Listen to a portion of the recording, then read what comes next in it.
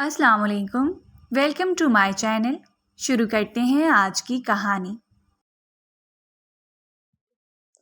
मेरी इजाज़त के बगैर तुमने ये कदम कैसे उठाया? वो इतनी ऊंची आवाज़ में चिल्लाया था कि सब लोग खौफ से अपने अपने कमरों में घुस गए थे, जबकि वो बेबसी की मूरत बनी उसके सामने खड़ी एक ऐसी गुनाह की सज़ा काट रही थी जो उसने किया ही नहीं था। शाहजी, वो सिसकी। इब्राहिम शाह पर कोई असर नहीं हुआ था। वो उसे घूरता हुआ आगे बढ़ा और उसके बाजू को मजबूती से दबोचता हुआ खूंखार अंदाज में बोला, मत भूलो कि मैंने तुम पर एहसान किया है और तुम्हें इस घर में पनाह दी है। अगर इस रात मैं तुम्हें सड़क पर छोड़ देता तो आज तुम जिस हाल में होती वो तुम अच्छे तरीके से जानती हो। इब्राहिम शाह उसको एक बार फिर से अपने एहसान गिनवा रहा था। तुम हमारे ख़ानदान की औरत नहीं हो और ना ही कभी हमारे ख़ानदान की औरत बन सकती हो। ये निकाह सिर्फ कुछ अरसे तक ही रहेगा। ये बात अपने इस छोटे से दिमाग में बिठा लो और जब तक तुम उस हवेली में हो तब तक अपने अंदर के शैतान को कंट्रोल करो। सख्त नापसंद है मुझे ऐसी लड़कियां। उसे बहुत कुछ बावर करवाता हुआ वो वहाँ से जा चुका था। उसके जाने के बाद वो वहीं ज़मीन पर बैठ गई थी और छोटे बच्चों की तरह फूट फूट कर रोने लगी थी। किसी में भी इतनी हिम्मत नहीं थी कि वो उसके करीब जाए, क्योंकि ये इब्राहिम शाह का हुक्म था। सब लोग ना चाहते हुए भी अपने कमरों में चले गए, जबकि ईमान रोते रोते वहीं फर्श पर ही सो गई थी। रात तकरीबन 1 बजे का वक्त था। इब्राहिम शाह स्टडी रूम में बैठा केस पर काम कर रहा था जब उसे चाय की तलब हुई। वो अपने कमरे में आया, लेकिन ईमान वहाँ पर कहीं भी मौजूद नहीं थी। उसके माथे पर फिर से लातादाद बल पड़ गए। ये लड़की कहाँ जा सकती है? क्यों ये हर बार मेरे सब्र का इम्तिहान लेती है? किसी दिन ये लड़की मेरे हाथों से ज़ाया हो जाएगी। उसने दांत कुचकुचाए, लाउंज में आया तो ठटक कर रुक गया। वो उसी ठंडे फर्श पर ही लेटी हुई थी। इब्राहिम शाह घुटनों के बल उसके करीब बैठा। ईमान, उसने आहिस्ता आवाज़ में ईमान को पुकारा। मुझे नफ़रत है, मुझे इब्राहिम शाह से नफ़रत है। अपने बाप के बाद मैं जिस शख्स से सबसे ज़्यादा नफ़रत करती हूँ वो इब्राहिम है। अल्लाह करे कि इब्राहिम मर जाए। वो नींद में भी रो रही थी। फर्श पर उसके आंसुओं के कतरे पड़े थे और उसके गाल भी आंसुओं से तर थे। उसके मुंह से ये अल्फाज सुनकर इब्राहिम ने गुस्से से अपनी मुट्ठी भींच ली थी। एक तो मैं इस लड़की पर एहसान करके इसे अपने घर लाया हूँ, इसे निकाह करके मैंने इसे अपनी बीवी का दर्जा दिया है, और ऊपर से ये मुझे ही बददुआएं दे रही है। उसके दिल में आया कि वो उसको उठा दे, लेकिन फिर को सोचकर उसने ईमान को सोने दिया। इंतहाई आहिस्तगी से उसने ईमान को अपने बाजू में उठाया और कमरे की तरफ बढ़ गया। उसका मूड खारिज हो चुका था। वो जनूनी और मगरूर शहजादा उस वक्त बहुत ही गुस्से से अपनी बाहों में मौजूद उस हसीना को देख रहा था जो ज़बरदस्ती उसके सर पर मुसल्लत की गई थी। वो जो कुछ भी कहता था और जो कुछ भी करता था उसमें ईमान की ही बेहतरी होती थी, लेकिन वो लड़की समझने का नाम ही नहीं लेती थी। हद से ज़्यादा चालाक, शरारती। जब से वो हवेली में आई थी उसने सबकी नाक में दम करके रखा हुआ था। उसकी वजह से शाह ख़ानदान के बाकी बच्चों को भी शय मिल गई थी। अब तो अक्सर ऐसा होता था कि अगर कोई शरारत करता हुआ पकड़ा जाता तो वो इल्ज़ाम बेचारी ईमान पर लगा देता था और बड़े रौबदार अंदाज में गर्दन अकड़ा कर इब्राहिम की आंखों में आंखें डालते हुए कहता, क्या आपकी बीवी की प्लानिंग थी ये? और वो बस अपनी बीवी को देख कर रह जाता। लेकिन आज उसके सब्र का पैमाना लबरेज हो गया था। वो थका हुआ घर वापस आया था। उसका इरादा सोने का था, लेकिन यहाँ पर आकर पता चला कि ईमान साहिबा घर पर ही नहीं है। सब लोग ही उसे तलाश कर रहे थे। फिर बाद में जब वो घर वापस आई तो उसने बड़े मज़े से उनको बताया कि मैं दूसरे गांव झील में बोट की सैर करने के लिए गई थी। जब इब्राहिम शाह ने सुना, उसका पारा गुस्से से हाई हो गया था। तुम किसकी इजाज़त से हवेली से बाहर निकली थी? वहाँ पर मौजूद लोगों की परवाह किए बगैर ही वो इतनी ऊंची आवाज़ में धाड़ा कि सबको ही सांप सूंघ गया था। ईमान बेचारी सहम कर दोबारा से सोफे पर बैठ गई थी। उसके तो वहमो गुमान में भी नहीं था कि वो जलाद घर वापस आ चुका होगा। ابھی کل ہی وہ ابراہیم کی پیکنگ کر رہی تھی، کیونکہ ابراہیم نے اسے بتایا تھا کہ وہ کام کے سلسلے میں دبئی جا رہا ہے، 3 دن وہیں پر ہی رکے گا۔ وہ بھی دل ہی دل میں خدا کا شکر ادا کر رہی تھی، لیکن اب وہ اس کے سامنے ہی موجود تھا۔ نہ صرف سب کزنوں کے سامنے ابراہیم نے اس کو ذلیل کیا تھا، بلکہ باقی کزنوں کو بھی سمجھا دیا تھا کہ اگر تم میں سے کسی نے بھی اس کو حویلی سے باہر لے جانے میں اس کی مدد کی تو میں اسے زندہ زمین کے اندر دفن کر دوں گا۔ وہ سب لوگ جانتے تھے کہ ابراہیم جو کہتا ہے وہ کر گزرنے کی صلاحیت رکھتا ہے، اس لیے سبھی خاموش ہو کر اپنے کمروں میں چلے گئے تھے، اور ابراہیم اب اسے اپنی باہوں میں اٹھائے احتیاط سے اسے بستر پر لٹا رہا تھا۔ اچانک ہی اس کے گلے میں پڑی ہوئی چین محتمہ کی لاکٹ سے الجھ گئی۔ ایمان کی گردن کو ہلکا سا جھٹکا لگا تھا۔ اس نے پٹ سے اپنی آنکھیں کھول دی تھیں۔ جب اس نے ابراہیم کو اپنے انتہائی نزدیک دیکھا تو اونچی آواز میں چلانے لگی، اور پھر اگلے ہی لمحے اس نے اپنے چہرے پر زور سے ہاتھ رکھ لیا تھا۔ وہ پہلے تو حیران ہوا اور پھر سے غصہ ہو گیا۔ یہ کیا طریقہ ہے؟ پاگلوں کی طرح کیوں چیخیں مار رہے ہو؟ آپ نے مجھے ڈرا ہی دیا تھا۔ اپنے چہرے سے ہاتھ ہٹا کر اس نے معصومیت سے جواب دیا تھا، مجھے لگا کہ کوئی جن۔ کیا تمہیں اتنا ہینڈسم شخص جن دکھائی دیتا ہے؟ میں نے سنا ہے کہ جن بھی جب انسانی روپ میں آتے ہیں تو وہ بہت ہینڈسم بن جاتے ہیں۔ کیا پتا کہ آپ انسانی روپ میں کوئی… تمہاری زبان کچھ زیادہ ہی چل رہی ہے۔ اگر ابھی تم نے خاموشی اختیار نہیں کی تو کمرے سے باہر نکال دوں گا، اور پوری رات کمرے سے باہر ہی کھڑا رکھوں گا۔ چھوٹی چھوٹی بات پر دھمکی دینا شروع کر دیتے ہیں۔ مجھے تو لگتا ہے کہ میں آپ کی بیوی نہیں بلکہ آپ کی غلام ہوں۔ بادشاہ بھی اپنے غلاموں کے ساتھ اتنا برا سلوک نہیں کرتا تھا جتنا برا سلوک میرے سر کا سائیں میرے ساتھ کرتا ہے۔ وہ پھر سے نان اسٹاپ شروع ہو چکی تھی۔ مجھے بتاؤ کہ تم کون سی زبان سمجھتی ہو؟ اب کی بار اس کو بریک لگی تھی اور وہ خاموشی سے گردن جھکا کر اپنی انگلیاں چٹکانے لگی تھی۔ آپ نے مجھے سب لوگوں کے سامنے ذلیل کیا تھا، اس نے شکوہ کیا۔ ہاں مجھے پتہ ہے، اور میں نے یہ جان بوجھ کر کیا تھا تاکہ اگلی بار تم کوئی بھی بے وقوفی کرنے سے پہلے 1000 بار سوچو۔ میری سمجھائی ہوئی باتیں تو تمہیں سمجھ میں نہیں آتی ہیں۔ ہو سکتا ہے کہ آج کے دن کی شرمندگی تمہیں یاد رہ جائے۔ وہ لاپرواہی سے بولا تھا، آپ کے دل میں پتھر ہے، آپ پورے کے پورے پتھر کے ہیں۔ آپ میں احساس جذبات نام کی چیز ہی نہیں ہے۔ آپ کا بہت بہت شکریہ، مجھے تو پتہ ہی نہیں تھا، آپ نے میرے علم میں اضافہ فرما دیا ہے۔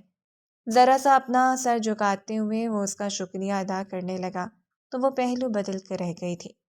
ابراہیم بھی اب ریلیکس ہو کر صوفے کے ساتھ ٹیک لگا کر بیٹھ گیا تھا اور خاموشی سے اس لڑکی کے خوبصورت چہرے کا طواف کرنے لگا تھا۔ وہ بے حد حسین تھی، کوئی شک نہیں تھا۔ وہ کسی بھی مرد کا خواب ہو سکتی تھی، اور اگر وہ کسی اچھے آدمی کی زندگی میں جاتی تو وہ آدمی اس کی بے حد قدر کرتا، اس کو اپنی پلکوں پر بٹھا کر رکھتا۔ لیکن مسئلہ یہ تھا کہ وہ ابراہیم جیسے غلط آدمی کی زندگی میں آ گئی تھی، جس کو چھوٹی عمر کی بے وقوف لڑکیاں انتہائی زہر لگتی تھیں، اور اس کا بھی شادی کا بھی کوئی خاص ارادہ نہیں تھا۔ اس نے سوچ رکھا تھا کہ وہ شادی اپنے 30 میں جا کے کرے گا، جب وہ سیٹل ہو جائے گا اور ہر طرح کی ذمہ داریوں سے آزاد ہو جائے گا۔ اور ابھی ویسے بھی جس طرح کی اس کے کام کی نوعیت تھی، اس کے لیے اسے بہت ہی پھونک پھونک کر قدم اٹھانا پڑ رہا تھا۔ وہ ایک سیاست دان ہی نہیں بلکہ ایک سیکرٹ ایجنٹ بھی تھا، جو کہ پچھلے 1 سال سے گروہ کو تلاش کر رہا تھا، اور یہ اس کی زندگی میں پہلا کیس تھا جو اتنا ڈیلے ہو گیا تھا، ورنہ وہ ہر کیس میں 2 مہینوں میں ہی سولو کر دیتا تھا۔ اس کے ساتھ ساتھ اس کو بہت احتیاط سے کام لینا پڑتا تھا، کہیں ایسا نہ ہو کہ اس کے دشمنوں کو اس کی آئیڈینٹی پتہ چل جائے اور کوئی اس کے خاندان کو نقصان پہنچانے کی کوشش کرے۔ جب بھی کوئی ذرا سا لیٹ ہو جاتا تو اس کا دل ٹوٹنے لگتا تھا۔ اسی وجہ سے جب آج اسے ایمان کے باہر جانے کے بارے میں پتہ چلا تو وہ بہت زیادہ بے چین ہو گیا تھا۔ اس کی زندگی میں پہلی بار ایسی کیفیت بنی تھی۔ وہ خود حیران تھا، اپنی کیفیت سے نگاہیں چرانے کی کوشش کر رہا تھا، لیکن پھر آخر کار وہ یہ بات تسلیم کرنے پر مجبور ہو گیا تھا کہ اسے اس لڑکی کی فکر ہو رہی تھی۔ اس وجہ سے نہیں کہ اسے اس لڑکی سے محبت تھی، بلکہ اس وجہ سے کہ وہ لڑکی اس کی ذمہ داری تھی، جو کہ اس کی زندگی میں ایک حادثے کی صورت میں شامل ہوئی تھی۔ خانوں کی بہت خوبصورت حسینہ شاہ خاندان کی زبردستی کی بہو بن گئی تھی۔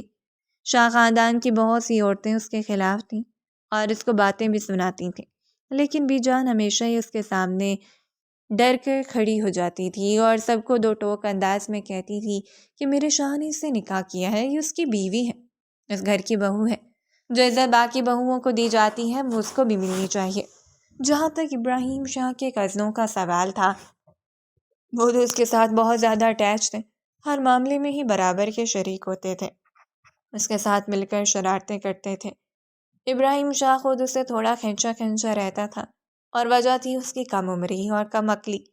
پڑھائی میں تو محترمہ کا انٹرسٹ نہ ہونے کے برابر تھا، وہ پڑھائی سے یوں دور بھاگتی تھی جیسے موٹین سے مچھر۔ اس کے باوجود ابراہیم نے زبردستی اس کا داخلہ کالج میں کروا دیا تھا۔ پورا دن کالج میں وہ منہ بنا کر ہی گھومتی رہتی تھی، نہ تو اس کی دوستی تھی اور نہ ہی اسے فرینڈ شپس کرنے کا کوئی خاص شوق تھا، کیونکہ بچپن سے اسے اتنے سبق مل گئے تھے کہ اب وہ بہت زیادہ ریزرو رہنے لگی تھی، اپنی حدود میں رہتی تھی، کسی کو بھی وہ حد کراس کرنے کی اجازت نہیں دیتی تھی، سوائے ابراہیم شاہ کے جو اپنا غصہ ہر بار اسی معصوم پر ہی نکالتا تھا۔ ابھی بھی وہ چاہتی تھی کہ ابراہیم اس سے معافی مانگے، اسی وجہ سے آنکھیں گھماتے ہوئے بولی، میں صبح جان سے آپ کی شکایت لگاؤں گی، میں انہیں بتاؤں گی کہ آپ ہمیشہ مجھے ڈانٹتے رہتے ہیں اور مجھے بالکل بھی پیار نہیں کرتے ہیں۔ وہ جو پھر سے اپنی فائل پر جھکا ہوا تھا، اس کی بات سن کر اپنی مسکراہٹ دبانے لگا۔ میں انہیں یہ بھی بتاؤں گی کہ آپ ان سے ڈرتے بھی نہیں ہیں، اور جب میں آپ کو ان کی دھمکی دیتی ہوں تو آپ ہنستے ہیں اور ان کا مذاق بناتے ہیں۔ وہ پھر سے نان سٹاپ شروع ہو گئی تھی۔ ابراہیم اپنی جگہ سے اٹھا اور اس کے قریب ہی بیڈ پر جا کر گرنے والے انداز میں لیٹ گیا تھا۔ تیزی سے پیچھے کی طرف ہٹی، لیکن اس سے پہلے ہی ابراہیم اس کا ہاتھ پکڑ کر اسے جھٹکے سے اپنے جانب کھینچ چکا تھا۔ ان دونوں کے درمیان دنیا ختم ہو گئی تھی۔ وہ بالوں کو اس کے کانوں کے پیچھے اڑسنے لگا۔ میں نے تمہیں کیا سمجھایا تھا، چھوٹی نادان لڑکی؟ اس کی ناک کھینچتے ہوئے اسے سوال کر رہا تھا، جبکہ محترمہ کی سانسیں رکی ہوئی تھیں اور اس کی حالت میں غیر ہونے لگی تھی۔ بتاؤ نا، خاموش کیوں ہو گئی ہو؟ میں نے تمہیں کیا پڑھایا تھا، کیا سمجھایا تھا؟ اب وہ اپنے ایک ایک لفظ پر زور ڈال رہا تھا۔ لگتا ہے کہ تم بھول گئی ہو۔ اس سے پہلے کہ وہ کی گستاخی کرتا، وہ تیزی سے بولی، آپ نے مجھے سمجھایا تھا کہ میاں بیوی ایک دوسرے کا لباس ہوتے ہیں، میاں بیوی کو ایک دوسرے کا پردہ رکھنا چاہیے۔ تو پھر تم کیا سوچ کر دادی جان سے میری شکایت لگانے کی تیاریاں کر رہی ہو؟ وہ اپنے ماتھے پر مصنوعی بل سجاتے ہوئے اس سے سوال کرنے لگا تھا۔ آپ نے مجھے سب لوگوں کے سامنے کیوں ڈانٹا؟ آپ کو مجھ سے معافی مانگنی چاہیے، آپ کو مجھ پر اتنا غصہ نہیں کرنا چاہیے تھا۔ آپ مجھے کہتے ہیں کہ میں آپ کی کرائے کی بیوی ہوں، ہیں؟ کیا مطلب ہے تمہارا؟ کرائے کی بیوی کیا ہوتی ہے؟ اس کا دل کر رہا تھا کہ محترمہ کی سوچ پر ماتم کرنا شروع کر دے۔ مطلب تھوڑے ٹائم کے لیے رہوں گی، وہ ٹیمپریری ہوتی ہے۔ تمہاری تو انگلش کے ساتھ ساتھ اردو بھی بہت زیادہ کمزور ہے۔ وہ اس کے ماتھے پر زور سے انگلی سے نشانہ باندھتے ہوئے بولا تھا، میں جیسی بھی ہوں، آپ کی طرح پتھر دل تو نہیں ہوں، اور مجھے آپ سے کوئی بات بھی نہیں کرنی ہے۔ اگر آپ مجھ سے معافی نہیں مانگ رہے تو نہ مانگیں، لیکن یہ یاد رکھیے گا میں آپ کو کبھی بھی معاف نہیں کروں گی۔ قیامت کے دن؟ اس کے ارادوں کو محسوس کرتی ہوئی کچھ بھی بولے بغیر وہ تیزی سے کمبل کے اندر دبک گئی تھی۔ بہت خوب، اب چپ کر کے سو جاؤ، مجھے دوبارہ تمہاری آواز سنائی نہ دے، ورنہ کھڑکی سے باہر پھینک دوں گا۔ آپ بہت زیادہ پچھتائیں گے، میں آپ کو بتا رہی ہوں۔ آپ اپنی ایک ایک بات کو یاد کر کے روئیں گے۔ تو مجھے دھمکی دے رہی ہو یا پھر مجھے ڈرانے کی کوشش کر رہی ہو؟ میں آپ کو آنے والے وقت کے لیے خبردار کر رہی ہوں۔ آج تو بی جان حویلی میں نہیں ہے، اسی وجہ سے آپ شیر بنے ہوئے ہیں، لیکن کل جب اصلی شیرنی گھر واپس آ جائیں گی تو پھر دیکھیے گا۔ یہ کہہ کر وہ دوسری طرف کروٹ بدل کر لیٹ گئی تھی۔ موہی منہ میں بڑبڑاتی، اس کو گالیوں سے نوازتی ہوئی تھوڑی ہی دیر میں وہ گہری نیند کی وادیوں میں چلی گئی تھی۔ ابراہیم شاہ پھر سے اٹھا اور اس پر کمبل درست کرنے لگا۔ شکر ادا کروں گا جب تم جیسی چڑیل سے میری جان چھوٹے گی۔ وہ دانت پیستے ہوئے گوا ہوا اور پھر کتابوں کی ریک کی طرف بڑھ گیا۔ نیند تو آج اسے آنی نہیں تھی، کیونکہ وہ دن میں ہی کافی گھنٹے سو چکا تھا اور اب ساری رات بیٹھ کر اس نے مطالعہ ہی کرنا تھا۔ شوہر کو کتابوں سے جتنی دلچسپی تھی محترمہ کو کتابوں سے اتنا ہی خوف محسوس ہوتا تھا۔ وہ جتنا سنجیدہ تھا، ایمان اتنی لاپرواہ تھی۔ وہ جتنا غصے والا تھا، ایمان اتنی ہی چل اور ریلیکس تھی۔ وہ دونوں ایک دوسرے سے بالکل الگ تھے۔ وہ ٹو پولز اپارٹ تھے، لیکن قسمت نے انہیں ملا دیا تھا، اور اس میں بھی یقیناً ان کی ہی کوئی بہتری تھی۔ وہ اسی بارے میں سوچنا پھر سے کتابوں میں کھو گیا تھا۔ ایمان کے چھوٹے چھوٹے خراٹے پورے کمرے میں گونج رہے تھے، اور اس کی بھاری سانسوں کی آواز بھی ابراہیم شاہ کو ڈسٹرب کرنے لگی تھی۔ وہ خود کو کتنا روکنے کی کوشش کیوں نہ کر لیتا، لیکن یہ بات تو سچ تھی کہ اس کی بیوی تھی، اس کے نکاح میں تھی۔ وہ اس پر پورا پورا حق رکھتا تھا، اور وہ کوئی فرشتہ تو نہیں تھا۔ احساسات، جذبات اس کے بھی تھے۔ کبھی کبھار جب جذبات بہت زیادہ حاوی ہونے لگتے تھے تو اس کے لیے خود کو روکنا مشکل ہو جاتا تھا۔ ابھی بھی وہ تیزی سے بالکنی میں جا کر کھڑا ہو گیا تھا اور گہری سانسیں لے کر اپنے آپ کو پرسکون کرنے کی کوشش کر رہا تھا۔ وہ اپنی ایک رات کے سکون کے لیے اس لڑکی کی زندگی خراب نہیں کرنا چاہتا تھا۔ جب اس نے اس لڑکی کے ساتھ زندگی گزارنے کا فیصلہ ہی نہیں کیا تھا تو وہ کیوں اس کی زندگی کو عذاب بناتا؟ یہی سوچ کر ابراہیم شاہ نے ایک بار پھر سے اپنے آپ کو سمجھا لیا تھا، اور ایک بار پھر سے اس کے قریب جاتے جاتے رک گیا تھا۔ انہوں نے صرف مجھے یہی نہیں کہا، انہوں نے اور بھی مجھے بہت کچھ کہا ہے۔ مریم خالہ، آپ کی سوچ بھی نہیں سکتی کہ انہوں نے مجھے کتنا زیادہ ڈانٹا ہے۔ وہ اس وقت ابراہیم شاہ کی اماں جان کے پاس بیٹھی زور و شور سے اپنے شوہر کی شکایتیں کر رہی تھی۔ ہاں، انہوں نے مجھے مارنے کے لیے ہاتھ بھی اٹھایا تھا، لیکن میں نے آنکھیں بند کر لی تھی تو انہوں نے ہاتھ روک دیا۔ پہلے تو مریم صاحبہ اس کی بات کو سیریس نہیں لے رہی تھیں، لیکن جب انہوں نے یہ سنا تو ان کے تن بدن میں آگ لگ گئی تھی۔ اس کی ہمت بھی کیسے تم پر ہاتھ اٹھانے کی؟ آخر وہ اپنے آپ کو سمجھتا کیا ہے؟ کیا میں نے اس کی یہ تربیت کی ہے؟ بلا کر لاؤ اسے ابھی اور اسی وقت۔ وہ مریم خالہ، میں اسے کیسے بلا کر لاؤں گی؟ وہ ابراہیم شاہ کی امی کو مریم خالہ کہہ کر پکارتی تھیں۔ میں اگر ان کے پاس جاؤں گی تو ان کو پتہ چل جائے گا کہ میں نے ہی آپ کو ان کی شکایت لگائی ہے۔ مجھے ویسے بھی پتہ چل چکا ہے، کیونکہ میں نے اب سب کچھ اپنے کانوں سے سنا ہے۔ ابراہیم کی آواز سن کر وہ خوف سے اپنی جگہ پر اچھل پڑی، اور پھر جلدی سے مریم خالہ کے دوپٹے کے نیچے جا کر چھپ گئی۔ وہ اس کے اس حرکت پر اشش کر اٹھا تھا۔ کیسے چالاکیاں کر کے معصوم بن جاتی ہے، اس کا تو مجھے کچھ نہ کچھ کرنا ہی پڑے گا۔ رات کو کیسے ڈری سہمی کھڑی تھی اور کیسے وعدے کر رہی تھی کہ دوبارہ کبھی بھی کوئی غلطی نہیں کروں گی۔ تم ذرا ادھر آ۔ مریم بیگم نے ابراہیم شاہ کو اپنے پاس بیٹھنے کا اشارہ کیا۔ نہیں، میں ایسے ہی ٹھیک ہوں۔ وہ بازو باندھ کر دیوار کے ساتھ ٹیک لگا کر کھڑا ہو گیا تھا۔ آپ اس کو سامنے کریں، کیونکہ میں اس کو روبرو ہو کر بات کرنا چاہتا ہوں۔ نہیں، میں ایسے ہی ٹھیک ہوں، وہ دوپٹے کے نیچے سے بولی تھی۔ مریم بیگم نے فوراً سے اس کے چہرے کے اوپر سے دوپٹہ ہٹا لیا تو اس نے اپنی آنکھیں بند کر لی تھیں۔ ذرا مجھے تم ایک بات بتاؤ، تم اسے اتنا ڈرتی کیوں ہو؟ مریم نے اپنے بیٹے ابراہیم شاہ کی طرف اشارہ کرتے ہوئے اپنی بہو سے سوال کیا تھا۔ آپ مجھے کوئی ایک وجہ بتا دیں کہ میں ان سے نہ ڈروں۔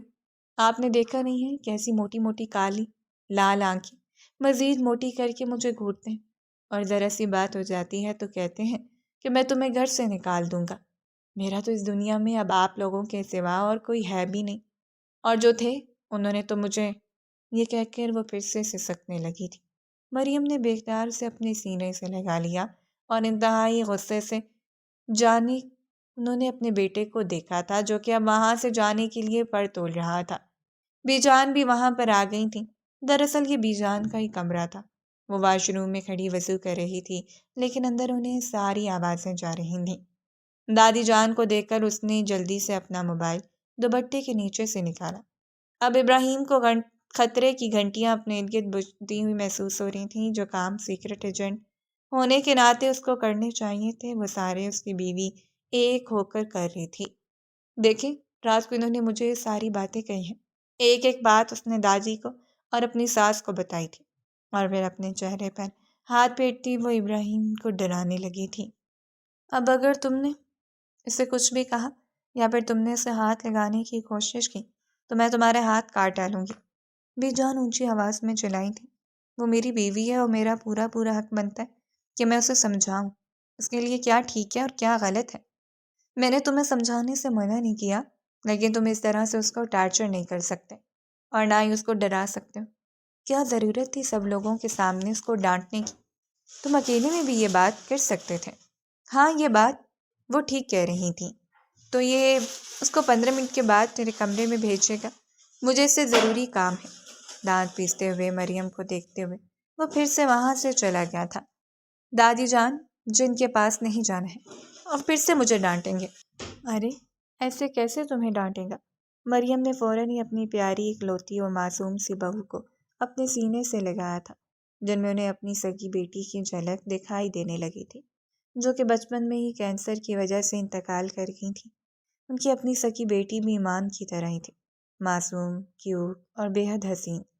ایمان کو زمانے بھر کی چالاکیاں نہیں آتی تھیں۔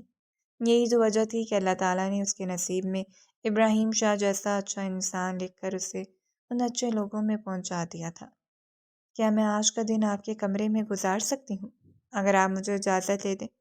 آپ انہیں کہہ دیجیے گا کہ میں آپ کا کوئی کام کر رہی ہوں۔ امید بھری نظروں سے اس نے بی جان کو دیکھا۔ وہ اپنی بہو کو دیکھنے لگی۔ مریم نے ہاں میں گردن ہلائی تو بی جان نے بھی اسے اجازت دے دی۔ ٹھیک ہے، تم آج ہمارے کمرے میں ہی رہو، اور آج تم اس کا کوئی بھی کام مت کرنا۔ کس طرح سے اسے تمہاری قدر کا احساس ہوگا۔ ابراہیم شاہ، جو کہ اپنے کمرے میں آنے کا کہہ کر 20 منٹ سے وہاں پر بیٹھا ایمان کا انتظار کر رہا تھا، جھنجھلاتے ہوئے اٹھا۔ ان لوگوں کو کیا مسئلہ ہے؟ اگر میں اپنی بیوی کو نہیں سمجھاؤں گا تو کیا محلے کی آنٹیوں کو جا کر سمجھاؤں گا؟ وہ بہت زیادہ غصے میں نظر آ رہا تھا۔ وہ پھر سے چلتا ہوا کمرے سے باہر نکل گیا تھا۔ جلدی سے کمرے میں آ اور مجھے میرے کپڑے پریس کر کے دو۔ جا کر خود کرو یا پھر ملازمہ کو بول دو، وہ ٹھیک پریس نہیں کرتی ہیں، تو پھر خود پریس کر لو۔ یہ کس لیے ہے؟ یہ آج تھوڑی سی مصروف ہے، میرا یہ کام کر رہی ہوں، تم جاؤ یہاں سے۔ دادی جان، یہ کہہ کر دروازہ اس کے منہ پر ہی بند کر دیا تھا، اور اب اسے شدت سے ایمان کی اہمیت کا احساس ہو رہا تھا۔ کمرے میں آیا تو غیر استری شدہ کپڑے اس کا منہ چڑھا رہے تھے، اور قریب ہی اس کے جوتے بھی پڑے ہوئے تھے جن کو پالش کرنے کی ضرورت تھی۔ اس نے نادیہ کو آواز دی تو نادیہ نے اس کے حکم کو آئیں بائیں شائیں کر دیا تھا۔ میں بلا کر حماد اس کے قابو میں آیا تھا، اور اب وہ پروفیشنل موچیوں کی طرح زمین پر بیٹھا ہوا اس کے جوتے پالش کر رہا تھا۔ 50 روپے 1 سیکنڈ کے، اس سے کم 1 روپے بھی نہیں، وہ پروفیشنل بھیک مانگنے والوں کے انداز میں بولا تھا۔ ابراہیم شاہ نے اسے انتہائی ناگواری سے دیکھا تھا، لیکن وہ اسے دیکھنے سے گریز کر رہا تھا، اور پھر اس نے جان بوجھ کر 10 منٹ لگا کر اس کے دونوں جوتے پالش کیے تھے۔ اس کا بس نہیں چل رہا تھا کہ وہ 1 گھنٹے کے لیے زمین پر بیٹھ کر اس کے جوتے پالش کرتا رہتا۔ آپ کے 30,000 بن گئے ہیں۔ میں نے جوتے پالش کروائے ہیں، آرڈر پر تیار نہیں کروائے، جو تم مجھ سے اتنے زیادہ پیسے مانگ رہے ہو۔ دیکھیں، ہمیں پہلے ہی ڈیل ہو گئی تھی۔ میں نے آپ کو بتایا تھا کہ میں 1 سیکنڈ کا 50 روپے لوں گا، اور 1 منٹ میں 60 سیکنڈ ہوتے ہیں۔ اگر آپ اس کو 10 سے ملٹی پلائی کریں گے تو وہ 600 بنیں گے، اور پھر 600 کو اگر آپ 50 سے ملٹی پلائی کریں گے تو وہ پورے 30,000 بنتے ہیں۔ یا میرے اللہ، مجھے صبر عظیم عطا فرمائے۔ آمین ثم آمین۔ اللہ تعالیٰ آپ کی مشکلات آسان فرمائے۔ میں یہاں پر اپنا اکاؤنٹ نمبر چھوڑ کر جا رہا ہوں، پیسے میرے اکاؤنٹ میں ٹرانسفر کر دیجیے گا، اور اگر آپ کو دوبارہ کوئی کام کروانا ہوگا تو وہ بھی بتا دیجیے گا، خدمت گار حاضر رہے گا۔ میرے کپڑے بھی پریس کر دو۔ حماد نے کپڑے پریس کرنے کے بعد پھر سے پیسے مانگے۔ اگر تم چاہتے ہو کہ تمہیں 30,000 ملیں تو خاموشی سے یہاں سے 9 2 11 ہو جا۔ آپ نے میرے ساتھ چیٹنگ کی ہے، لیکن اس کے ساتھ ساتھ مجھے میری زندگی کا سب سے بڑا سبق بھی مل گیا ہے کہ آئندہ اگر آپ کسی کے ساتھ کام کرو تو آپ اس سے ایڈوانس میں آدھی رقم لیا کرو۔ یہ کہہ کر وہ تن فن کرتا ہوا وہاں سے چلا گیا تھا۔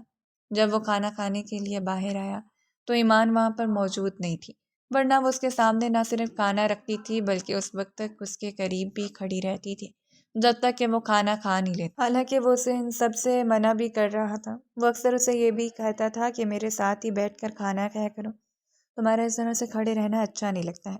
مگر ایمان کو یہ سب کچھ کرنا پسند تھا، اور مریم صاحبہ جب اپنے بہو کی عادتیں دیکھتی تھیں تو اس کے لیے مزید بچی چلی جاتی تھیں۔ لیکن ان کی جٹھانی، جن کی خواہش تھی کہ وہ اپنی بیٹی کی شادی ابراہیم شاہ سے کروائیں، وہ ایمان سے خیر کھاتی تھی۔ جب بھی خاندان میں کوئی ایونٹ ہوتا تھا یا پھر کوئی فنکشن ہوتا تھا تو وہ وہاں پر سب لوگوں کو پکڑ پکڑ کر اپنے پاس بٹھاتی تھی، اور ان کے سامنے ایمان کی برائیاں کرتی تھی۔ ان کی بات یہیں پر شروع ہو کر یہیں پر ختم ہو جاتی تھی۔ نان سید ہے اور شاہ کی بہو سید زادی ہونی چاہیے تھی۔ بی جان نے اس پر کوئی اعتراض نہیں کیا تھا کیونکہ وہ دوسری برادری کی عورتوں کو بہو بنا لیتے تھے، لیکن وہ اپنی بیٹیاں دوسری قوموں میں نہیں دیتے تھے، اور یہاں پر بھی دوسری قوم سے لڑکی لائی گئی تھی، بھیجی نہیں گئی تھی۔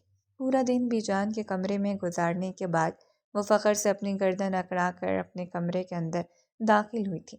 ابھی اسے کوئی سوچنے سمجھنے کا موقع ہی نہیں ملا تھا کہ اس کے بازو پکڑ کر اسے پھر سے اپنے انتہائی نزدیک کر چکا تھا۔ اس کی کمر پر اپنے دونوں ہاتھ جماتی ہوئی وہ اس کی آنکھوں میں جھکتے ہوئے اس کی روح تک کو فنا کر گیا تھا۔ تم یہ سب کچھ کر کے کیا ثابت کرنا چاہتی ہو چھوٹی لڑکی؟ اسے سراتے ہوئے لہجے میں اس کے کانوں میں جھکتے ہوئے بولا تھا۔ یہ آپ کیا کر رہے ہیں؟ اس سے دور ہو کر بات کریں۔ بیوی ہو تم میری، کیا فائدہ بیوی ہونے کا؟ آپ کون سا مجھے اپنی بیوی تسلیم کرتے ہیں؟ وہ غصے سے دانت پیستے ہوئے بولی تھی۔ تم اتنا چڑ کیوں رہی ہو؟ غصہ تو مجھے آنا چاہیے، دھوکہ تو تم نے مجھے دیا ہے۔ اور وہ موبائل تم نے کہاں سے لایا؟ مجھے امی جان نے تحفے میں دیا تھا۔ پھر مجھے اس بارے میں کیوں نہیں بتایا؟ میں آپ کو بتانا چاہتی تھی لیکن آپ نے مجھے موقع ہی نہیں دیا اور آپ نے مجھے ذلیل کر دیا۔ وہ گہری سانس خارج کر کے رہ گیا تھا۔ ٹھیک ہے، میں تم سے وعدہ کرتا ہوں کہ دوبارہ اس طرح سے سب لوگوں کے سامنے تم پر غصہ نہیں کروں گا، اور اگر مجھے بہت زیادہ غصہ آیا تو کمرے میں لے جا کر تمہیں ماروں گا۔ تمہیں یہی مسئلہ ہے نا کہ باقی لوگوں کے سامنے تمہیں کچھ نہ کہوں، تو آج کے بعد تمہیں جو کچھ بھی کہنا ہوگا میں تمہیں اکیلے میں کہا کروں گا۔ پھر سے اس کی آنکھیں بھیگنے لگی تھیں۔ آپ مجھے ماریں گے؟ کیوں؟ میں نے سنا ہے کہ عورتوں پر ہاتھ اٹھانے والے مرد بزدل ہوتے ہیں۔ میں بھی ایک بہت ہی ڈرپوک بندہ ہوں۔ یہ کہہ کر اسے دور ہٹ گیا تھا۔ 2 دنوں کے بعد محترمہ نے ایک اور کارنامہ سر انجام دیا تھا۔ اس دن وہ بہت جلدی گھر واپس آ گیا تھا اور آتے ہی اپنے کمرے میں سو گیا تھا، جبکہ باقی کزنوں کا باہر گھومنے کا پلان بنا تھا۔ اس بار پھر سے ایمان کو آگے کیا گیا تھا کہ تم جاؤ اور اپنے شوہر کے کمرے سے چابی اٹھا کر لاؤ۔ یا اللہ، یہ جنگلی شیر سوتے ہوئے ہی اچھا لگتا ہے، بس اٹھے نا۔ وہ دل ہی دل میں دعا کرتے ہوئے بولی، لیکن جیسے اس نے چابی کو ہاتھ لگایا اس نے محترمہ کا ہاتھ پکڑ کر اپنے قریب کھینچ لیا۔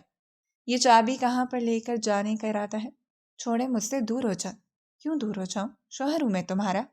مجھے سچ سچ بتاؤ کہ اب تمہارے اس دماغ میں کیا چل رہا ہے، اور یہ سب کچھ کس کے کہنے پر کر رہی ہو؟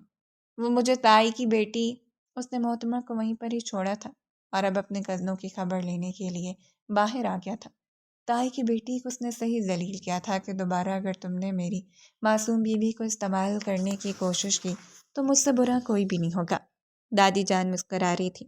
ایمان بھی دل ہی دل میں خوش تھی کہ اس کی بچت ہو گئی ہے۔ وہ کمرے میں بیٹھا لیپ ٹاپ یوز کر رہا تھا۔ آپ مجھے کب تک اپنے ساتھ رکھیں گے؟ نہ جانے اس کے دل میں کیا آیا، ایمان نے سوال کر دیا۔ ایمان کی بات سن کر وہ ایک لمحے کے لیے چپ ہو گیا تھا۔ جب تم 18 سال کی ہو جاؤ گی تب تک تمہاری FSC بھی کلیئر ہو جائے گی، میں تمہارا باہر کی اسکالرشپ پر کسی یونیورسٹی میں ایڈمیشن کروا دوں گا۔ تم پاکستان سے جا سکتی ہو اور یوں تمہارا سب سے بڑا خواب پورا ہو جائے گا۔ ایک دن اس نے اپنے شوہر سے کہا تھا کہ آپ مجھے بعد میں چھوڑ دیں گے تو پھر مجھے کسی اچھی جگہ پر چھوڑیے گا، یعنی میرا داخلہ مانچسٹر میں کروا دیجیے گا۔ ناوس پڑھ کر اس لڑکی کا بھی دماغ خراب تھا اور وہ چاہتی تھی کہ مانچسٹر میں جا کر وہ سارے سینز ریکریٹ کرے جو یارم ناولز میں تھے۔ وہاں پر سب سین ریکریٹ ہو بھی سکتے تھے لیکن سوائے ایک سین کے جو کہ آلیان اور امرہا کا تھا، کیونکہ اس کا آلیان تو پاکستان میں ہی رہ جاتا۔ یہ خیال آتی اس کا دل ٹوٹنے لگا تھا، یعنی وہ یہاں پر صرف اور صرف 1 سال کے لیے تھی۔ وہ مایوس ہو کر اپنی گردن جھکا گئی۔ آپ نے اس رات میری مدد کیوں کی تھی؟ آپ اگر مجھے وہیں پر ہی چھوڑ جاتے تو آپ کو اتنا سب کچھ برداشت نہ کرنا پڑتا۔ تم میں کوئی سرخاب کے پر نہیں لگے ہوئے اور آئے تم اتنی خاص ہو۔ وہ فوراً ہی دل توڑ دیتا تھا۔ اس کے پاس یہ ہنر تھا کہ وہ دل توڑنے میں 1 سیکنڈ بھی نہیں لگاتا تھا، سامنے والے کو مکمل طور پر مایوس کر دیتا تھا۔ ابھی بھی تو وہ یہ سب کچھ ہی کر رہا تھا۔ اس نے تکلیف سے اپنی آنکھیں بند کیں اور گردن پھیر کر بیٹھ گئی۔ وہ رات کسی فلم کی طرح اس کی نظروں کے سامنے گھومنے لگی تھی۔ اس کی ماں کا کچھ سال پہلے یہ کار حادثے میں انتقال ہو گیا تھا۔ جب تک اس کے ماں باپ زندہ تھے تب تک اس نے بہت ہی مزے کیے اور اپنی مرضی کی زندگی گزاری تھی۔ اس پر کوئی روک ٹوک نہیں تھی اور وہ اپنے ماں باپ کی لاڈلی بچی تھی۔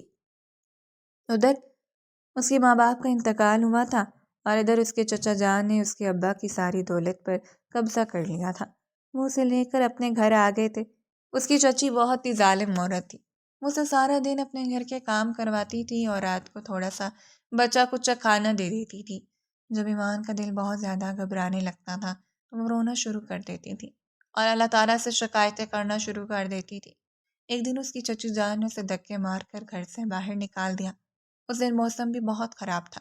وہ زیادہ دیر تک اپنے گھر کے سامنے کھڑی نہ رہ سکی تھی اور ایک خالی برآمدے کے شیڈ میں جا کر کھڑی ہو گئی تھی۔ پورا محلہ اس وقت گہری خاموشی میں ڈوبا ہوا تھا۔ اس کے وہم و گمان میں بھی نہیں تھا کہ جس برآمدے میں وہ کھڑی ہوئی ہے وہاں پر رات کے وقت آوارہ لڑکے جوا کھیلنے کے لیے آتے ہیں۔ ابراہیم شاہ جو کہ ایک مجرم کو پکڑنے کے لیے اس جگہ پر گیا تھا، اس نے اکیلی لڑکی کو وہاں پر کھڑے دیکھا تو حیران رہ گیا۔ اس قدر خراب موسم میں ایک معصوم سے خوبصورت چھوٹی لڑکی وہاں پر کیا کر رہی تھی؟ اس کو کچھ غلط ہونے کا احساس ہوا تھا۔ وہ نہ چاہتے ہوئے اس کی طرف چل دیا، حالانکہ اس کا کام یہاں پر نہیں تھا بلکہ یہاں سے تھوڑا سا دور جانا تھا۔ تھوڑی دیر کے بعد ایمان کو ہوش آیا۔ اس کو یقین تھا کہ اس کی چچی جان کا غصہ ٹھنڈا ہو چکا ہوگا، کیونکہ وہ پہلے بھی ایک بار اسے اسی طرح ہی گھر سے باہر نکال چکی تھی۔ لیکن پھر بعد میں جب وہ تھوڑی دیر کے بعد گھر جاتی تھی تو اسے قبول کر لیتی تھی۔ آخر انہوں نے اپنے شوہر کو بھی تو جواب دینا تھا۔ وہ برآمدے سے باہر نکلی کہ اچانک ہی اسے کچھ آوارہ لڑکوں کی آواز سنائی دی تھی۔ اس پر جملے کس رہے تھے۔ تیز تیز قدم اٹھانے لگی لیکن سامنے سے ایک لڑکا آیا اور اس کا راستہ روکتے ہوئے اس کے ساتھ بدتمیزی کرنے کی کوشش کرنے لگا۔ اس سے پہلے کہ اسے ہاتھ لگاتا، ابراہیم شاہ نے اس لڑکے کا ہاتھ پکڑا اور ایک زوردار مکہ اس کے چہرے پر رسید کیا تھا۔ اس لڑکے کی ناک سے خون نکلنے لگا تھا، جسے دیکھ کر باقی لڑکے غصے سے بے قابو ہو گئے تھے۔ لیکن ابراہیم جانتا تھا کہ اس نے ان لوگوں کو کیسے سنبھالنا ہے۔ اگلے چند لمحوں میں وہ ان کو سبق سکھا چکا تھا۔ تم ٹھیک تو ہو؟ اس نے جھک کر زمین پر بیٹھی ہوئی ایمان سے سوال کیا تھا، جو کہ خالی نظروں سے سامنے کھڑے اس شاندار پرسنالٹی کے مالک آدمی کو دیکھ رہی تھی، جو اس کی زندگی میں خوبصورت ہوا کا جھونکا بن کر آیا تھا۔ اگر آج وہ اس کی مدد نہ کرتا تو وہ لڑکے اس سے آگے اس کے لیے سوچنا ہی مشکل ہو گیا تھا۔ کیا تمہیں اپنی عزت کی ذرا بھی پرواہ نہیں ہے؟ اسے آڑے ہاتھوں لیتے ہوئے بولا تھا۔ سسکیوں سے روتی ہوئی ایمان نے ایک بار اس کی طرف نگاہ اٹھا کر دیکھا اور پھر سے رونے لگی۔ اب رونے سے کیا ہو گیا؟ مجھے بتاؤ کہ یہاں پر اکیلی کیا کر رہی ہو اور تمہارا گھر کہاں پر ہے؟ چلو میں تمہیں تمہارے گھر چھوڑ دیتا ہوں۔ مجھے میری چچی نے گھر سے باہر نکال دیا تھا، اور باقی گھر والے ماما بابا وہ کہاں پر ہیں؟ وہ اس دنیا میں نہیں ہیں، سب مجھے چھوڑ کر چلے گئے ہیں۔ میں اس دنیا میں بالکل اکیلی رہ گئی ہوں۔ ابراہیم شاہ نے مضبوطی سے اپنے لب بھینچ لیے تھے۔ اگر اس کے ماں باپ زندہ ہوتے تو کسی میں بھی اتنی ہمت نہ تھی کہ وہ اس کو ہاتھ بھی لگاتا۔ اسے اس لڑکی سے ہمدردی محسوس ہوئی تھی۔ اس کے گمان میں بھی نہیں تھا کہ ہمدردی اس کے لیے کتنی بھاری ثابت ہونے والی ہے۔ وہ اسے لے کر اس کے گھر کے اندر داخل ہونے ہی لگا تھا کہ چچی نے ان دونوں کو دیکھ کر چیخنا چلانا شروع کر دیا کہ یہ بد کردار عورت ہے اور اس لڑکے کے ساتھ اس کا چکر چل رہا ہے۔ ابراہیم نے کچھ کہنے کی کوشش کی مگر چچا جان نے موقع ہی نہ دیا تھا اور پھر زبردستی ان دونوں کا نکاح پڑھا دیا گیا تھا۔ پہلے تو ابراہیم نے انکار کرنا چاہا اور پھر جان بوجھ کر خود ہی خاموش ہو گیا تھا، کیونکہ وہ اندازہ لگا چکا تھا کہ اگر وہ اس سے نکاح نہیں کرے گا تب بھی وہ لوگ اس لڑکی کو دھکے مار کر حویلی سے باہر نکال دیں گے۔ اس کی یہ نیکی اس کے لیے جان کا عذاب بن گئی تھی۔ جب وہ اسے لے کر شاہ ولا میں واپس آیا تو دادی جان پریشانی سے اس کو گھورنے لگے۔ یہ سب کچھ کیا ہے؟ اگر تمہیں واقعی کسی سے محبت تھی اور کسی سے شادی کرنا چاہتے تھے تو مجھے بتا دیتے، ہم لوگ باقاعدہ پراپر طریقے سے رشتہ لے کر جاتے۔ منہ کالا کرنے کی کیا ضرورت تھی؟ دادی جان نے سوچے سمجھے بغیر ہی زور سے اس کے چہرے پر تھپڑ دے مارا تھا۔ زندگی میں پہلی بار ایک لڑکی کی وجہ سے اسے دادی جان سے مار پڑی تھی۔ اس کا چہرہ شرم سے لال ہو گیا تھا۔ کیا میری بات سننا پسند کریں گی؟ ایک بار مجھے بھی کچھ کہنے کا موقع دے دیں۔ وہ اتنی اونچی آواز میں دھاڑا کہ وہاں پر موجود سب لوگوں کو سانپ سونگ گیا تھا اور پھر اس نے ایمان کے گھر والوں کے بارے میں سب کو بتا دیا۔ تائی جان تو ہتے سے ہی اکھڑ گئی تھیں۔ ہم کیوں کسی کا عذاب بلا وجہ اپنے سر پر لیں؟ تم ابھی اور اسی وقت طلاق دو اور اس کو گھر سے باہر نکالو، یا پھر اسے کسی یتیم خانے میں چھوڑ کر آ جاؤ۔ اس کی ہماری حویلی میں کوئی جگہ نہیں ہے، اور تم نے خود ہی کہا ہے کہ یہ خانوں کی عورت ہے۔ خانوں کی عورت کا شاہ خاندان میں کیا کام؟ ان کے لہجے میں ایمان کے لیے حد سے زیادہ نفرت تھی، جبکہ وہ ایک کونے میں ڈری سہمی کھڑی تھی۔ ابراہیم کی ماں نے اسے پکڑ کر اپنے قریب کیا اور اسے اپنے سینے سے لگا لیا۔ ہمارے خاندان میں جو رشتے ایک بار جڑ جاتے ہیں انہیں توڑا نہیں جاتا۔ طلاق کے بارے میں تو آپ سوچیے گا بھی مت۔ جو کچھ بھی ہوا ہے، جیسے حالات میں ہوا ہے، ایسے ہونا تو نہیں چاہیے تھا، لیکن اب ان چیزوں کو قبول کرنے کے علاوہ ہمارے پاس دوسرا کوئی راستہ نہیں ہے۔ وہ اس لڑکی کو پکڑ کر اپنے کمرے میں لے کر چلی گئی تھی۔ وہ اپنی جیٹھانی سے بہت زیادہ تنگ تھی۔ وہ اپنی جیٹھانی کی بیٹیوں سے بھی واقف تھی۔ انہیں خوف تھا کہ اگر انہوں نے اپنی جیٹھانی کی بیٹی کو بہو بنا لیا تو ان کا اس گھر میں گزارا کرنا ہی مشکل ہو جائے گا، اور اب جب ان کا بیٹا کسی اور لڑکی کو بہو بنا کر لایا تھا تو اس پر بھی انہیں ذرا بھی غصہ نہیں آ رہا تھا، بلکہ انہوں نے اس میں اپنے رب کی حکمت سمجھی تھی۔ صرف ایمان کی ساس اور اس کے شوہر کی دادی نے اس کو قبول کیا تھا، لیکن پھر اگلے کچھ دنوں میں وہ سب لوگوں کے ساتھ ہی گھل مل گئی تھی۔ وہ بہت شرارتی سی تھی، چلبلی سی۔ یہاں پر آ کر اسے کھل کر شرارتیں کرنے کا بھی موقع ملا تھا، لیکن اس کی آزادی بھی صرف چند دنوں تک ہی محیط رہی تھی، کیونکہ ابراہیم شاہ اپنے اصل روپ میں واپس آ گئے تھے۔ اس کو شرارتیں کرنے والی لڑکیاں شدید زہر لگتی تھیں، اور اب بیوی بھی اسے ویسے ہی ملی تھی، چلبلی نٹ کھٹ، جس کے دماغ میں ہر وقت ہی کوئی نہ کوئی گڑبڑ ہی چلتی رہتی تھی، لیکن اس کے ساتھ ساتھ اس کی ضروریات کا بھی خیال رکھتی تھی، اس کے چھوٹے چھوٹے کام بھی کر دیتی تھی۔ ایمان کے اس کی زندگی میں آنے کے بعد اس کی اماں کو کافی زیادہ ریلیکسیشن مل گئی تھی، اسی وجہ سے وہ ہر معاملے میں ہی اپنی بہو کا ساتھ دیتی تھی۔ ایمان دادی جان کے ساتھ بھی اپنے دن کے 2-3 گھنٹے گزارتی تھی۔ وہ ان کے ساتھ بیٹھ کر باتیں کرتی تھی، ان سے ان کے بچپن کے قصے سنتی تھی، اور پھر اسی وجہ سے بعد میں اگر کوئی شرارت کر بھی دیتی تھی تو دادی جان اس کی سائڈ لیتی تھیں۔ باقی پوتے شکایتیں کرتے تو دادی جان بھی آنکھیں چمکا کر کہتی تھیں، وہ لڑکی میرا تم لوگوں سے بھی زیادہ خیال رکھتی ہے۔ تم لوگوں کے پاس تو 1 سیکنڈ بھی نہیں ہوتا ہے کہ اپنی دادی کے قریب بھٹک جاؤ۔ تم لوگوں کو جب بھی کوئی کام کہتی ہوں تم لوگ آئیں بائیں جائیں کر دیتے ہو، اور مجھے ٹوپیاں کروانے کی کوشش کرتے ہو۔ ابراہیم شاہ کے والد نے بھی اس کے سر پر شفقت کا ہاتھ رکھا تھا۔ سب لوگوں نے اسے قبول کر لیا تھا، لیکن ابراہیم ابھی تک اسے قبول نہیں کر پایا تھا، یا پھر وہ اس بات کو ماننے کے لیے تیار نہیں تھا۔ یہ ماں نہیں جانتی تھی۔ ہاں، یہ بات ضرور تھی، جب بھی ابراہیم اسے کہتا تھا کہ میں بہت جلد تمہیں طلاق دے دوں گا کیونکہ میں ساری زندگی تم جیسی عورت کے ساتھ نہیں گزار سکتا، اور ابھی میں شادی جیسی ذمہ داری بھی ہینڈل نہیں کر سکتا ہوں، تو ایمان کا دل ٹوٹ جاتا تھا، لیکن وہ اس کا بھی کھل کر اظہار نہیں کرتی تھی۔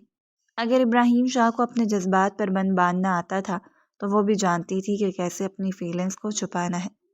ماں باپ کے انتقال کے بعد سے لے کر اب تک وہ یہی سب کچھ تو کرتی آ رہی تھی۔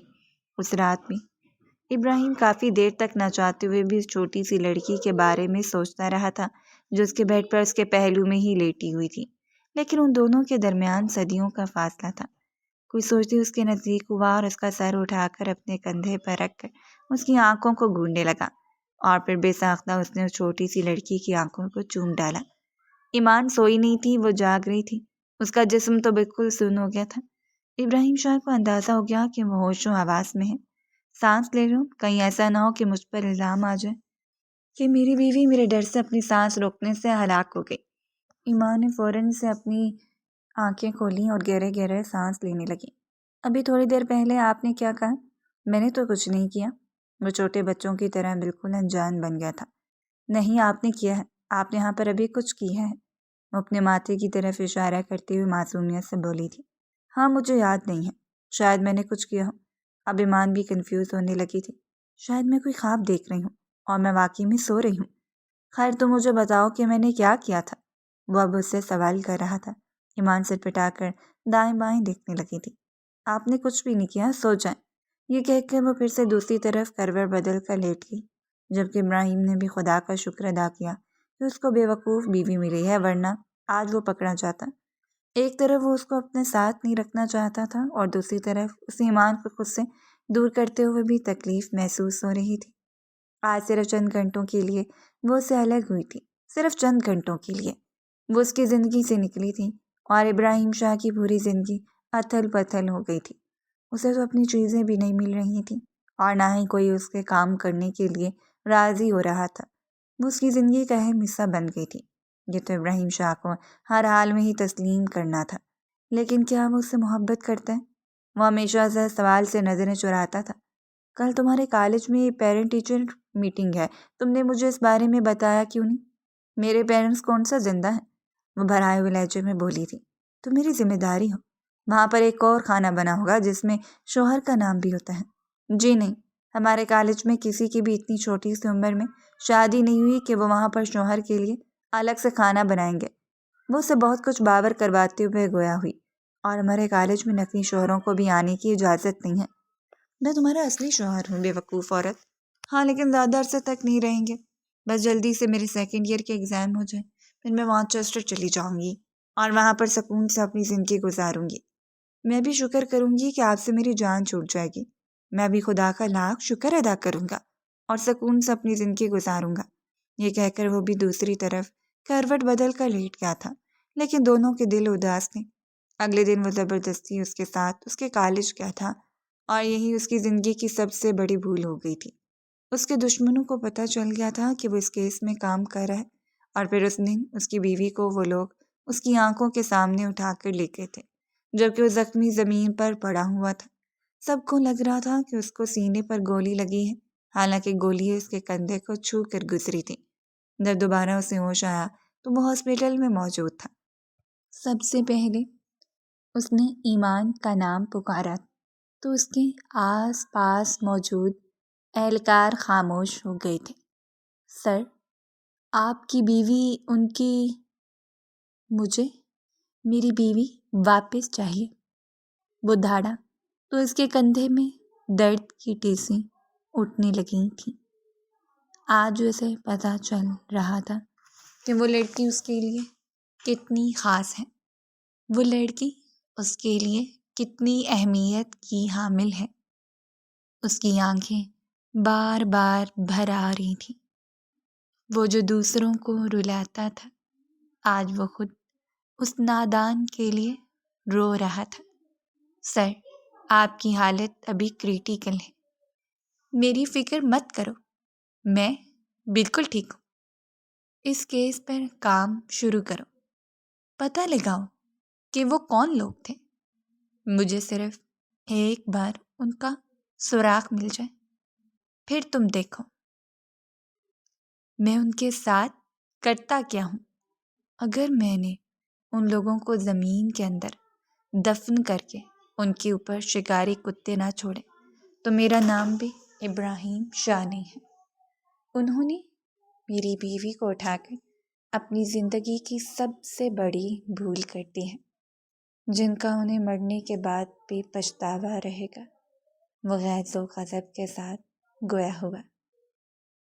دوسری طرف ایمان کو جب ہوش آیا تو اس کے سامنے ایک موٹا سانڈ بیٹھا ہوا تھا اور وہ رسیوں سے بندھی ہوئی تھی۔ میں کہاں پر ہوں؟ اس نے جمائی لی۔ اور یہ تم نے میرے ہاتھ کیوں باندھے ہیں؟ وہ ہاتھ اپنے لبوں پر رکھنا چاہتی تھی، لیکن ہاتھ بندھے ہوئے محسوس کر کے چیختے ہوئے بولی، اور پھر تھوڑی دیر کے بعد وہ ہوش کی دنیا میں آ گئی تھی۔ کیا تم لوگ مجھے اغوا کر کے لائے ہو؟ وہ یکدم ہی بہت ایکسائٹیڈ ہو گئی تھی۔ سامنے بیٹھے سانڈ نے حیرت سے باقی لوگوں کو دیکھا۔ تم اتنی خوش کیوں ہو رہی ہو؟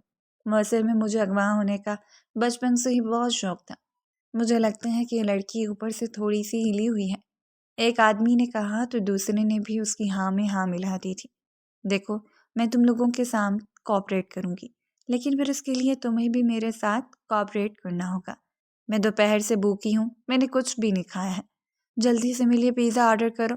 اوہ ہیلو میڈم، اپنی اوقات میں رہو۔ ہم تمہیں یہاں پر اغوا کر کے لائے ہیں، مہمان بنا کر نہیں لائے ہیں۔ جس آدمی کے کہنے پر انہوں نے اس کو اٹھایا تھا وہ سردار وحید تھا۔ اس نے ان لوگوں کو سختی سے سمجھایا تھا کہ اس لڑکی کو ذرا سی بھی خراش نہ آئے۔ میں بعد میں اس لڑکی سے پوچھوں گا، اگر اس نے مجھے تم لوگوں کے خلاف کوئی بھی شکایت لگائی تو میں تم لوگوں کو نہیں چھوڑوں گا، کیونکہ ایمان سردار وحید کے لیے بھی بہت زیادہ خاص تھی۔ اس نے جب ایمان کو پہلی بار دیکھا تھا تو وہ اسے بہت اچھی لگی تھی، اور اب وہ چاہتا تھا کہ اپنے دشمن یعنی ابراہیم شاہ کو راستے سے ہٹانے کے بعد وہ ایمان سے نکاح کر لیں۔ ٹھیک ہے، پھر میں تمہارے باس سے تمہاری شکایت لگا دوں گی، ایمان نے آنکھیں گھماتے ہوئے کہا۔ ارے بی بی، ناراض کیوں ہو رہی ہوں؟ میں ابھی پیزا آرڈر کرتا ہوں، اس نے جھٹ سے کہا، اور پھر معتمہ کے لیے پیزا لایا گیا تھا۔ وہ اطمینان سے بیٹھی پیزے سے انصاف کر رہی تھی۔ تم میں سے کسی نے کھانا ہے؟ اس نے ایک سلائس اٹھا کر ان کی طرف بڑھانا چاہا تو انہوں نے ہاتھ اٹھا کر انکار کر دیا تھا۔ رزق کو انکار نہیں کرتے ہیں، وہ نے بڑے بزرگوں کی طرح سمجھاتے ہوئے بولی تھی۔ یہ تم لوگوں نے مجھے کتنے گندے کمرے میں رکھا ہوا ہے، کیا یہاں پر اس کے علاوہ اور کوئی کمرہ نہیں ہے؟ اس نے معصومیت سے استفسار کیا تھا۔ صاحب کا حکم ہے، آپ یہاں سے کہیں بھی نہیں جا سکتی ہیں۔ یہ کہہ کر وہ لوگ تیزی سے باہر نکل گئے تھے، کیونکہ اب اس لڑکی کو برداشت کرنا ان کے لیے بہت مشکل ہو گیا تھا۔ باہر سے انہوں نے لاک لگا دیا تھا۔ ایمان دیوار کے ساتھ جا کر بیٹھ گئی۔ اس کی آنکھیں آنسوؤں سے بھیگ گئی تھیں، لیکن اس کے دل میں کہیں نہ کہیں امید بھی تھی کہ میرا ابراہیم شاہ میرے لیے ضرور آئے گا۔ دوسری طرف ابراہیم سب سے پہلے وحید کے اڈے پر پہنچا تھا۔ اس کے لیے وحید کے بارے میں پتہ لگانا مشکل نہیں تھا، کیونکہ وہ پچھلے 1 سال سے اس کا پیچھا کر رہا تھا۔ اس نے وحید کی بیٹی کو یرغمال بنایا تھا، جس کو وحید نے ساری دنیا سے چھپا کر رکھا ہوا تھا۔ جب اسے اس بارے میں پتہ چلا تو وہ بے قابو ہو گیا۔ اس کے پہلے ایک شادی ہو چکی تھی، لیکن اس کی بیوی ایک حادثے میں ماری گئی تھی، اور بہت سے لوگوں کا کہنا تھا کہ وحید نے اسے خود مارا تھا، کیونکہ اپنے عاشق کے ساتھ پکڑی گئی تھی۔ وجہ جو کچھ بھی تھی، لیکن ان کی آخری نشانی یعنی ان کی بیٹی وحید نے سب لوگوں سے چھپا کر اس کی خالہ کے پاس رکھی ہوئی تھی۔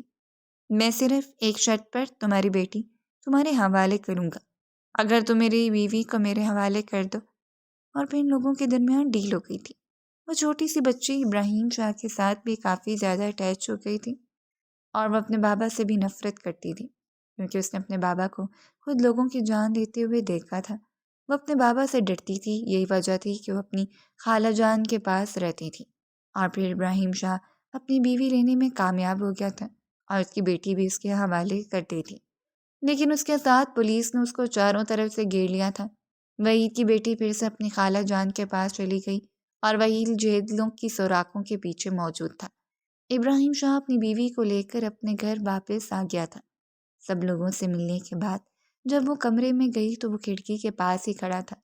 وہ خاموشی سے بیڈ پر جا کر بیٹھ گئی۔ ابراہیم اس کے پاس آیا اور اگلی لمحے ایک چٹکے سے اسے اپنے سینے سے لگا لیا۔ وہ اپنی جگہ پر اسٹل ہو گئی تھی۔ I love you, I really love you. تم سوچ بھی نہیں سکتی کہ اس دن میری کیا حالت ہو گئی تھی جب میں نے تمہیں خود سے دور ہوتے ہوئے دیکھا۔ یوں لگا جیسے کسی نے میری سانسیں مجھ سے چھین لی ہوں۔ دل سینے میں دھڑک تو رہا تھا، مگر زندگی اس میں باقی نہیں رہی تھی۔ ہر لمحہ، ہر قدم تمہاری کمی کا احساس دلا رہا تھا۔ میں نے تب جانا کہ میں تمہارے بغیر جینے کا ہنر سیکھ ہی نہیں سکتا۔